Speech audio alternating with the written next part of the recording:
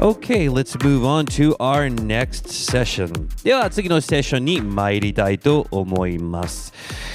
こちらのタイトルですけれども Transforming Privacy and Security、so we're going to ask our speakers to come to the stage. それでは早速ですけれども、スピーカーの皆様にご登壇いただきたいと思います。ご紹介させていただきましょう。Enterprise Growth at Aleph Zero, Mr. Adi Hussein. Head of Growth at Polyhedra Network, Mr. Masato Atsuta. Lead Developer Growth at Scroll, Mr. RH. And Master of Protocol Relations, Lead ODAO, Mr. Marant Verdick. 皆様大きな拍手でお迎えください。Let's bring him to the stage. お願いします。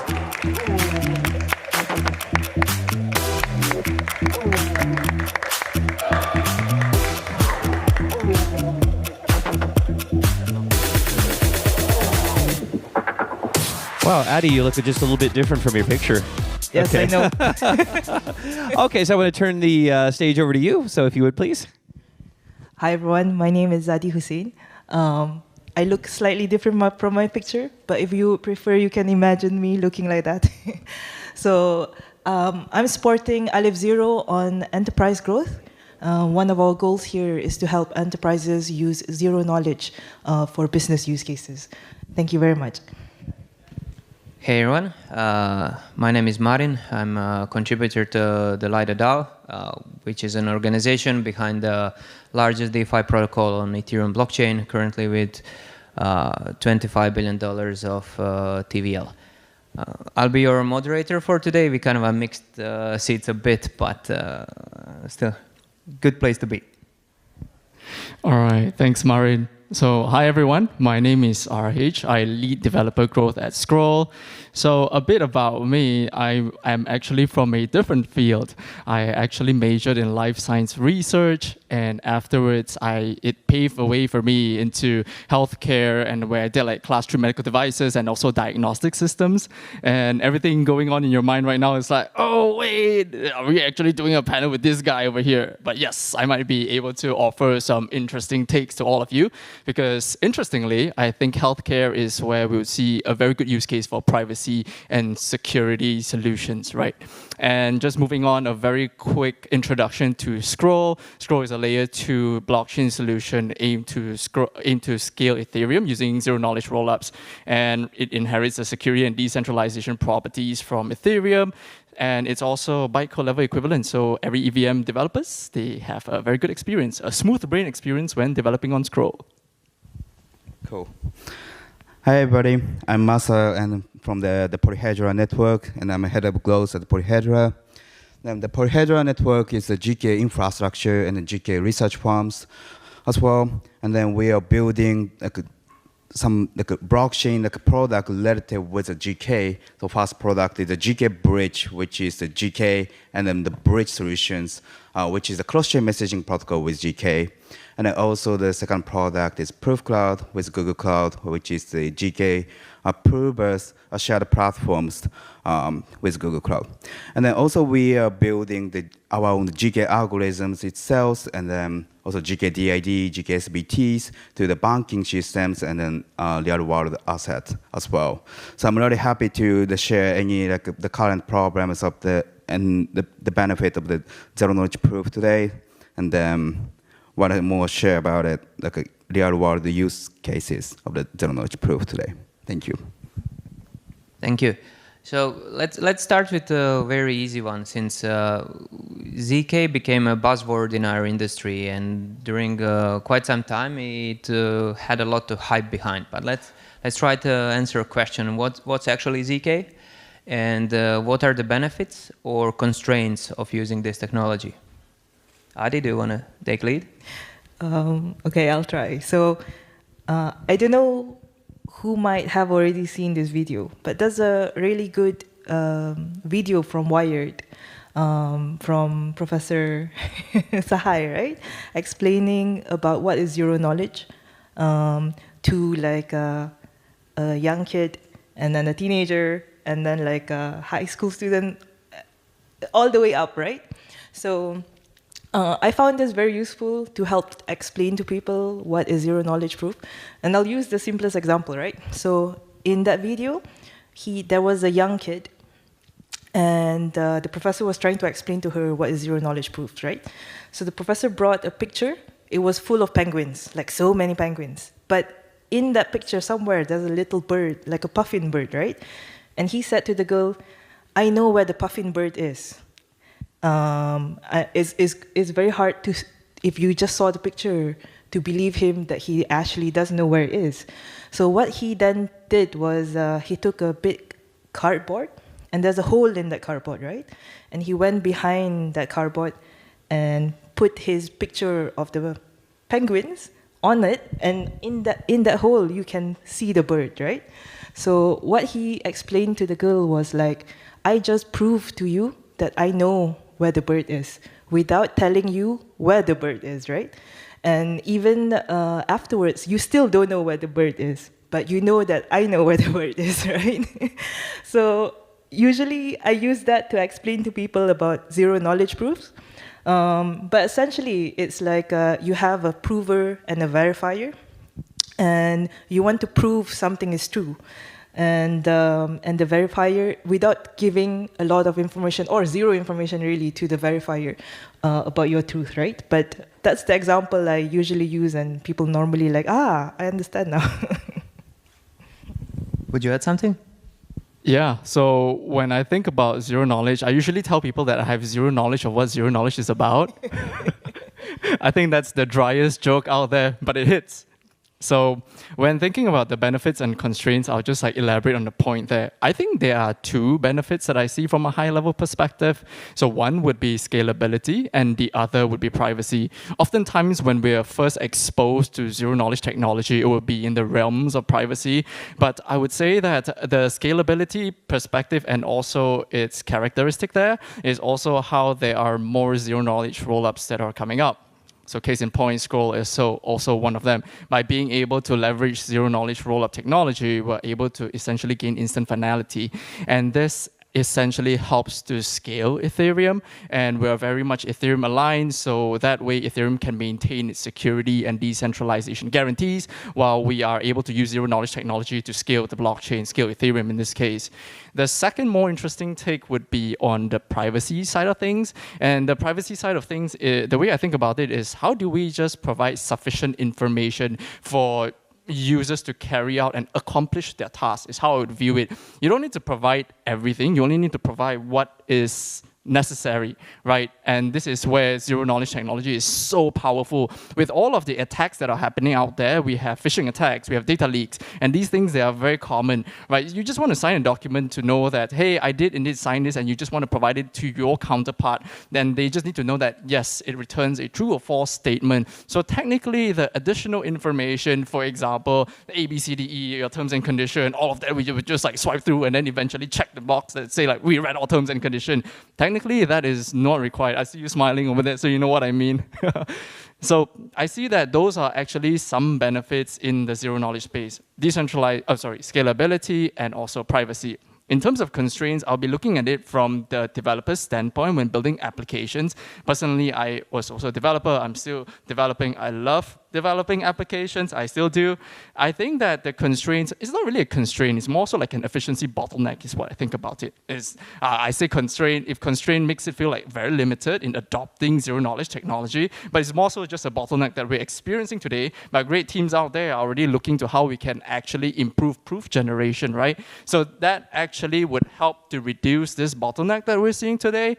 And so less so of a constraint, more so of just an efficiency bottleneck that a lot of smart people are working on. That's my take. Cool. Actually, additionally, with the scalability and then the privacy as the benefit of the zero-knowledge proof, actually we are thinking to the other benefit for the zero-knowledge proof, which is the trust minimization for the blockchain securities. So actually, by using zero-knowledge proof, we actually don't rely on any a third party, and then we actually can minimize the trust assumptions. So for example, in some ways, we don't have to set up the validator network. So for example, the bringing up one of the use case of our product, which is the GK bridge. So actually the current traditional the cross-chain like a bridge that has the validator network in the middle of the bridging and transfer the asset and data from the chain A to the chain B. But in that case, like if the more than the half of the validators that get hacked, your money and asset will be stolen by the malicious hackers. Then the wormhole and learning networks already have stolen the more than the $100 million, the money from the bridge, and then by hacking the validator networks. Then we utilize the GK instead of using the validator network for the bridge solutions, and then put the zero-knowledge proof in the middle to verify the transactions, and then secure the blockchain, and then enhance the flow of the entire like a blockchain security. So in recent years, there were a lot of L1s and L2s that actually focused on ZK and privacy. So then we went into a hard development mode. So could you name some innovations that happened in the field over the past few years in ZK? Any order, whoever wants to pick it up. Okay, I'm gonna first. Well, it's actually for the major innovation for the blockchains, and then I'm gonna answer the separated the major innovations, and then like the next futures of the innovations. So the first like major innovation that currently, that's actually one of our product, but so we produced our new GK algorithm, which is the expanders. So actually the GK like research and cryptographers has spent the decades and on doing the research to get the solution for the most efficient and then the most fastest zero-knowledge proof algorithms. But the current solution and the major constraint for the zero-knowledge proof right now is the speed of the making proof generations.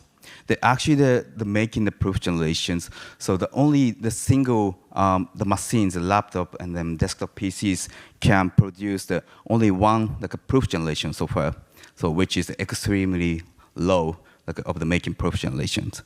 But using the expanders, we can actually produce the proof generations by the multiple like a machine and computers and laptops for a single proof generation. Then actually accounted for the 10 times the higher in the speed of the making the proof generations with expanders.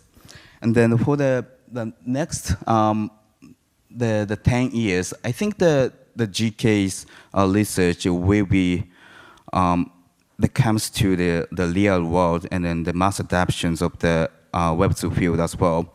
Because of we spent actually the 20 or 30 years already for doing the research for the zero-knowledge proof. But right now, alongside with the blockchain technologies, a lot of the investors realize that zero-knowledge proof is also one of the most innovative technologies, and then the staff. Then the more than actually the $100 million already invested in a lot of the zero-knowledge proof and blockchain project already, and then any like a GK research firm and the blockchain the project using the GK can use that the money and the fundraising the money to hire the talented cryptographers or making like educational contents to more get the talented the builders in the field. So I think it's going to be the speed of the generation innovations is really like a change it compared to the 10 or 20 years ago. I guess I'll expand on the question a little. Instead of major innovations, I'll tackle it in a way that ZK innovations that interest me, for example. I think one of the first one that interests me in the recent years is ephemeral rollups. Who here has heard of like ephemeral rollups? Quick one, show of hands. Oh, probably like not so much. So ephemeral rollups is a very interesting use case for game applications from what I see. For ephemeral rollups, the way that it targets, that way it helps like game applications to be built is because we know that for every action that is like happening on fully on-chain games is computationally like very expensive. Imagine each click you're doing, you're going to be confirming your MetaMask transaction and you're paying for like maybe like 1 cent, and then you got to like move and unmove, and then it's like 1 cent. But ephemeral rollups for an infrastructure side is actually very interesting. The way that it collects all those data that is happening. For example, you clicking through like several pieces of the map, and then afterward that data from the server side, if I understand the technology correctly, based off today's infrastructure and architecture, it will be sending it off to the ZK prover that is actually in the cloud, and then it will be computing that and then like posting that data back into the I believe that this is the infrastructure layer itself. So eventually you'll be posting it back to the server side, and then it will run throughout to be posted into like the blockchain itself. So ephemeral rollups, I found it like very interesting for them to be able to essentially save costs, and then also to prove that you were able to complete all of those transactions, all those activities that were done on chain. So it really gives and open up a new entire space for like fully on-chain game. At least that is the primer that I've heard. I would love to like learn more about it. I'm sure there are like some experts here in the room, like definitely like show me more about your understanding. And then I think some other innovations also from the infrastructure side that we see are probably like succinct like SP1, where it's able to like reduce the proof of cost. I think that is one that I roughly understand is somewhat of a major innovation. It created like a lot of hype around it. A lot of people are able to like understand how there's so little line of code, but there's also a lot of like customizability around it. That's kind of what I understand for the infrastructure side. Besides just infrastructure, I think there are also amazing applications that are being built throughout. I feel like Railgun itself is probably one where you can have like privacy layer on top of like compliant features. And then besides that, you also have like ZK email. And then very recently, if you attend any type of like Zoo Village, Zoo pop-up city experiences, you know that you use like Zoo Pass in order to like create your own like ticket without revealing your identity. But right now, Scroll is actually working on an application called Scroll Pass. And because we would like to generate these circuits internally using our own circuits that we have in-house, so this would ideally allow us to like generate those proof even through client side. So, okay, my take is looking from a business use case side, right? Like zero knowledge research has been quite academic for many, many years. And with blockchain and Web3, right, that theoretical side actually was really focused on application on blockchain. And I think one of the main drivers for this application was how do we scale blockchain systems like Ethereum, right, using ZK rollups. So rollups for me was actually a driving use case for the application of zero knowledge research that actually there was a lot of funding, like you said, millions into applying ZK on blockchain systems, right? And the result of it is what we see now. There are lots of ZK rollups. This application of ZK has really evolved in blockchain systems, so much so that it actually lagged behind on everything else that's not in blockchain or Web3. So I don't know if you've heard of DARPA's Sieve project. So DARPA had a specific funding to use ZK as applications for different kinds of use cases, except in blockchain, because there was just so much funding already and so much work already being done on blockchain that they were like, we don't need to give these guys money anymore. Let's focus on what we can do outside of blockchain. So, and I believe that actually there are many use cases that would benefit a lot with ZK, right? I mean, RH already mentioned about medical use cases and things like this. Whether those use cases are running on top of blockchain systems or not, I think using ZK as a technology would actually push those use cases further, right? So from that enterprise angle, that's like my take. No, brilliant. So ZK, as you mentioned, is really, really old technology, but with the maturing of blockchain, it actually became possible to give it a real world production value, right? But what would be some more cases? Now we mentioned medical, we obviously have finance, but are there any other big use cases where we can transport this now to Web 2 after it's being developed through Web 3? So in Aleph Zero, we work a lot with telco companies, right? One of it is Deutsche Telekom, the other one is Saudi Telecom. And I think there are a few more that we are also planning to collaborate with. Have you heard of zero knowledge middle box? So in a network system, you have encrypted traffic, right? So you want to go to certain websites, and sometimes your telco provider need to have certain network policies on encryption. So for example, like for traffic in schools, they're not allowed to go to, let's say, suspicious sites or naughty sites. Like if you are doing the network in school, there are certain policies you have to put at the network infrastructure level. So currently, what happens is, even though this traffic is encrypted, there's something like a middle box that decrypts the traffic, checks if it's following the policy or not. If it is, it encrypts it back and send it through. If it doesn't, well, it blocks it, right? But this means that you have an encrypted traffic. At one point, it's not encrypted. So whoever has control of that middle box can see everything, right? And that's a big, from a privacy point of view, you don't want somebody who would be able to see all of your encrypted traffic, right? So one way that you could use ZK is that you don't need to decrypt it. You can just give a proof that I am following the policy. I am not going to a dodgy site, right? And that would be an application where you can preserve the privacy of whatever traffic it is, and still, be able to follow the policies, right? So there, I think we come back to the same issues that we have in zero knowledge proof, which is the time it takes, right, to generate that proof.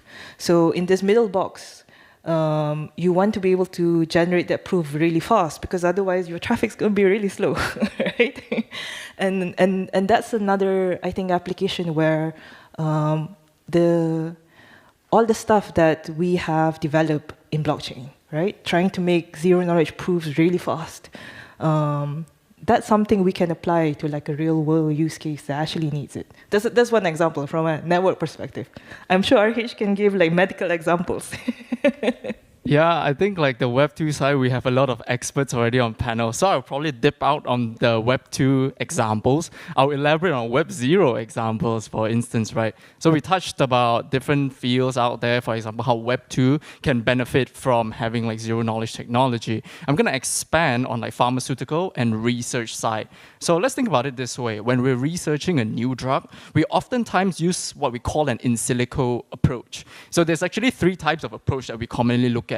That is in vitro, in vivo, and in silico. In vitro basically means like you culture your cells and then you perform like test tube testing, right? So those are essentially quite more common and safer way of approaching your testing. You have more resources to expand on it. And then the second way is actually in vivo, where you actually have organisms. So for example, your fruit flies with a lot of generation time, so you can actually expedite your research and try to see how their genetics change through the introduction of different molecules or different chemistry compounds, right? Chemical compounds, I'm sorry. So that's where in silico comes in. In silico actually happens at the very top of the funnel. And what I mean by that is we actually run our own computation model for drug and for how they actually have this lock key mechanism, if you heard of it before. So essentially, you want to be able to identify a type of drug that has the kind of affinity to bind to the type of, maybe it could be like a protein that you're looking for. So by binding to it, you can then target a specific subset of reactions from there. But by being able to like generate this type of design for this drug through in silico method, you're running a lot of computation like through different types of novel technologies, right? But once you've developed a drug like this, once you have that on paper, you want to be able to discuss this with your peers. You want to tabulate this up for discussion while maintaining the privacy of your discovery. So that's where intellectual property comes in. Now, you want to prove that this drug does have that affinity and create a subset of reaction to showcase the effect. You have proven it, but you do not want to reveal that protein structure. That's where zero-knowledge technology actually benefits pharmaceutical side as well. I can go on and on and on, but I can see that we only have 5 minutes left. So I definitely want to be fair and also like probably get Makoto to speak on this. Cool. Yeah, I'm going to talk about more real-world usage of the GK. And actually, the Polyhedra is now approaching the AI and then the banking systems by bringing the zero-knowledge proof technologies. So that actually for the AIs, we could utilize the zero-knowledge proof to secure the data privacy. So actually, the AI itself has, the changed our life and then our business and any absence of work and anything like that, because it's mostly generative AI is incredible and magical tools for the business and for any other users. But at the same time, the AI has the huge potential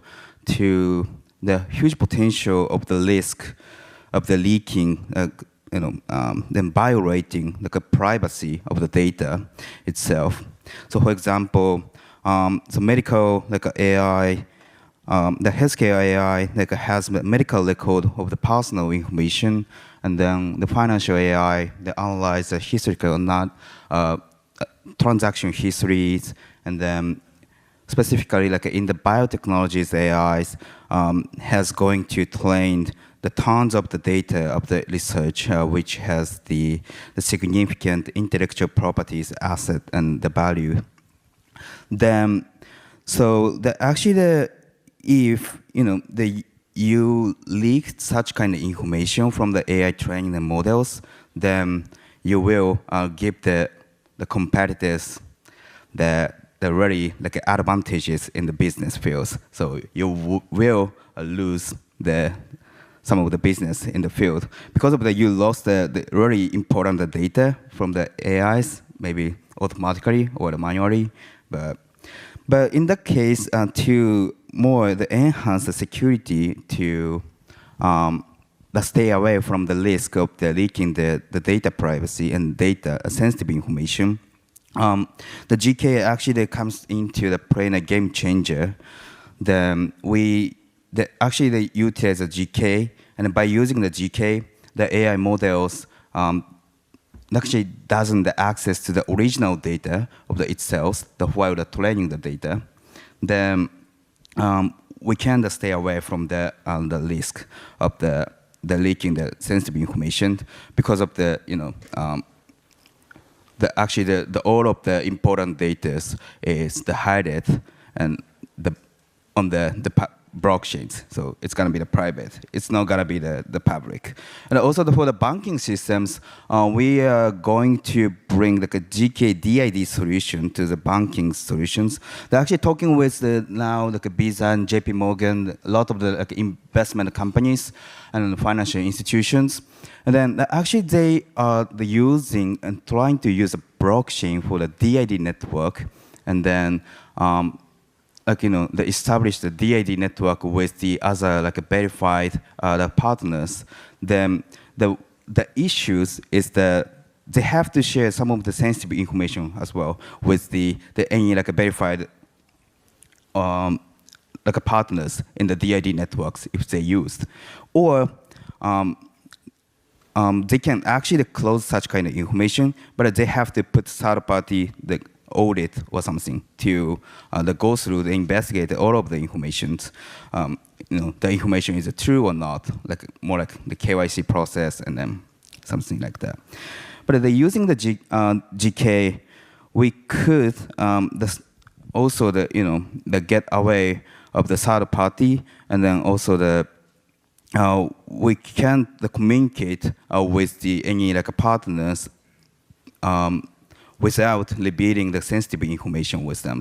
So that's why we the AI and the banking systems gonna be the one of the biggest use cases for the zero knowledge proof integrations in the real world. You mentioned banking a lot. So one quick question for you all. Being encrypted and no way to see what's behind gets a bit scary for regulators. And we've seen the crackdown on mixers like Tornado Cash. We've seen a huge pushback on privacy coins. They got delisted from just about everywhere. So what makes ZK compliant? How does it work with the regulators? So you mean how to use the GK while maintain the compliance or something like that? Cool.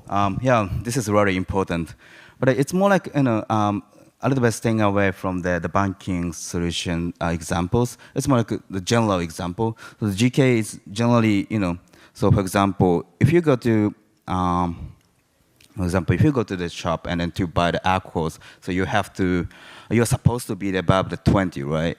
Then you have to show that you are above the 20 with the ID card, right? Then with the GK ID, if you just share the information that you are above the 20, you don't have to prove any information like real names and the house, the address or something like that. Any other additional information, you don't have to show that. Then in that case, you can follow up the compliance under the government, the compliance, because you are the legal the age of the buying the alcohols and drinking the alcohol, but the user itself and then who are buying the alcohols are keeping their own the private information and private data itself, and then they don't have to be a show and then be publics on the blockchain as well. Can I just quickly add on that? I feel like for zero-knowledge technology itself, or for whatever kind of technology out there, they're actually built with the intent in mind to be credibly neutral.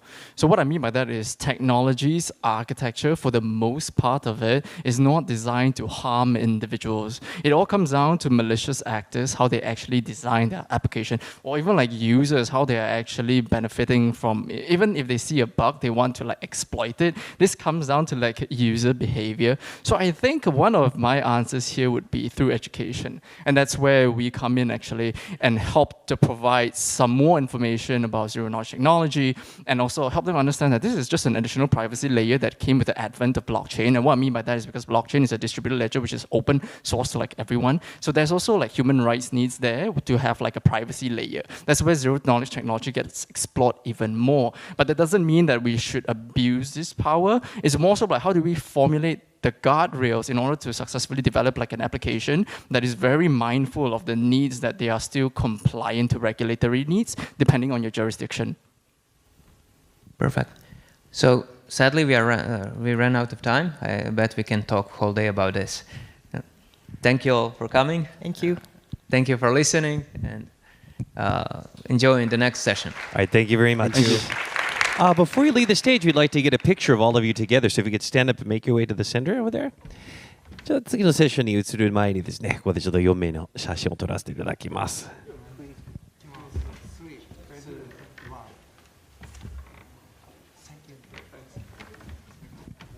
All right, got it. Thank you very much. ありがとうございました。皆様改めて拍手お願いします。Thank you very much.